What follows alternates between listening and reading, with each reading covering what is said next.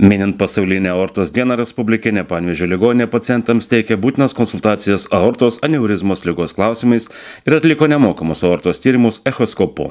Tai yra nebili, klastinga liga, kurios negydomos pasekmės yra kraupas. Tai yra, mes sakom, dažna mirtis ligonio. Ištinka, jeigu žmogus nesigydo, nežino ir panašiai. Nežino dėl ko, todėl kad tas aortos aneurizma, kurios yra išsiplėtimas, jinai, kada didėja, žmogus to nejaučia.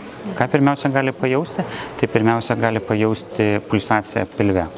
Ir kada jinai pradeda didėti, išdidėja, plečiasi, joje pasienyje formuojasi trombai ir jinai gali plyšti. Tai va tas plyšimas yra pavojingiausia bėda, kada jinai suplyšta, nes prikraujuoja į pilvo ertmę, žmogus gali nukraujuoti. Įsčinka šokas, retais atvejais mes sakom taip, pusė ligonių, jeigu davažiuoja iki ligoninės, tai yra labai gerai, nes dalis ligonių tikrai net neatvažiuoja ir tiesiog nukraujavę jie numiršta. Klastingai ir tyliai sveikatai kenkiančią aortos aneurizmą galima suvaldyti ir išgydyti, tačiau ją būtina diagnozuoti ir laiku aptikti pakitimus. Didesnė dalis kreipiasi tikrai į priėmimo skyrių dėl didelių, stiprių pilvo skausmų, silpimo ir būna taip, kad net nualpsta žmonės. Kada žmogus nualpsta, iškrenta namuose, jis yra atvežamas į priėmimo skyrių ir jisai visada yra apžiūra, echoskopija atliekama ir tokiais atvejais randama, kad yra prikraujavęs pilvas, plyšusi aorta. Tai be abejo, tai yra gydymas pirmas, tai yra skubus operacinis gydymas tam, kad sustabdyti kraujavimą į pilvą. Tai va, tai tas gydymas yra arba atvirai operuojama, arba yra stentuojama.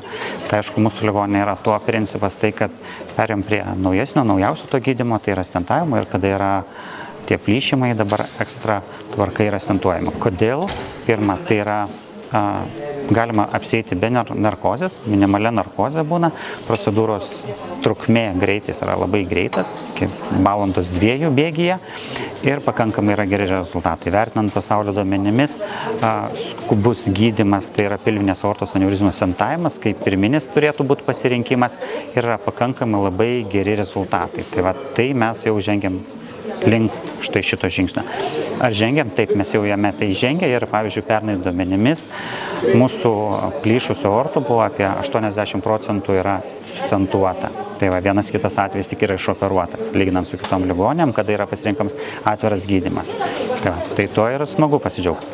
Pasak specialistų, aortos aneurizma yra viena klastingiausių šio amžiaus ligų, dažnai neturintis simptomų. Aortos aneurizmas viena iš pavojingiausių ligų, nes plyšus aortos aneurizma, jeigu tai yra tas, kaip sakoma, tikras plyšimas, tai praktiškai išgyventi daugumą žmonių numiršta nuo tos ligos, nes jeigu įsivaizduojat pas jūs, jeigu plyšo didžiausio organizmo kraujelis, tai didžiulis kraujas įsilieja į organizmą, į pilvo, pavyzdžiui, apie pilvinį aortą šnekam, dėl ko mūsų ta akcija, tai va, tai realiai išgyventi labai tampa sunku, jeigu įvyksta kažkoks tas gaisras, kaip sako, plyšimas realiai.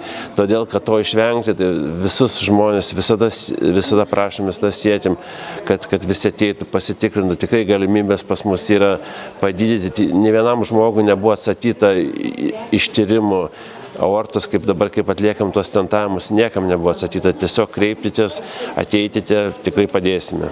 Minint šią dieną primenama, kad Lietuva kasmet netenka daugybė žmonių, kurios pražudo staiga plyšusi stambiausios organizmo kraujagyslės aortos sienelė. Jeigu mes matome įsiplėtusią aortą, mes įvertinam jos atliekamą kompiuterinės tomografijos tyrimas, echoskopinis tyrimas, kurį mes darom, tai yra tiesiog kaip toks, kaip pažiūrėti, ar jinai yra, o kokia jinai yra, tai atliekamas kompiuterinė tomografija. Kompiuterinės tomografijos metu mes nustatome aortos dydį, pritaikome prie tos aortos dydžio tam tikrą priemonę, tai yra tokį stengraftą vadinamą, ir visą aortą, tą įsiplėtusią nesveiką aortą, visą išjungiame iš kraujotakos, įdėdami dirbtinę kraujagyslę. Mes ypač kviestume vyrus, kuriem apie virš 60 metų, kurie turi rūkančius, kurie turi antsvorį, kurie turi kitų šeiminių kažkokių bėdų, ateiti pasitikrinti aortą, užsirašyti echoskopiją. Aišku, mes tas akcijas darome, bet visada tik vieną dieną galima prisiprašyti, ypač jeigu tai nėra kažkas, tai